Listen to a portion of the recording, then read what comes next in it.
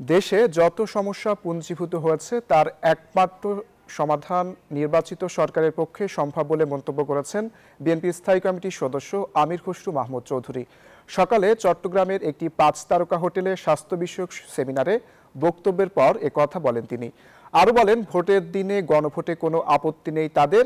শেখ হাসিনার বিরুদ্ধে রায় কোন দিকে যাবে তা বিচার বিভাগের উপর নির্ভর, তাই সবার উচিত বিচার বিভাগের উপর আস্থা রাখা। এ সময় বিএনপির অন্যান্য নেতারা উপস্থিত ছিলেন।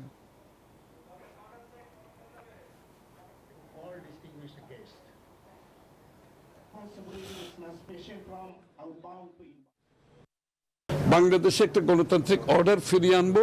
গণতান্ত্রিক অর্ডার ফিরিয়ে আনলে জনগণের নির্বাচিত প্রতিনিধিদের মাধ্যমে যত সমস্যার কথা এখন বলা হচ্ছে সব সমস্যার সমাধান হবে।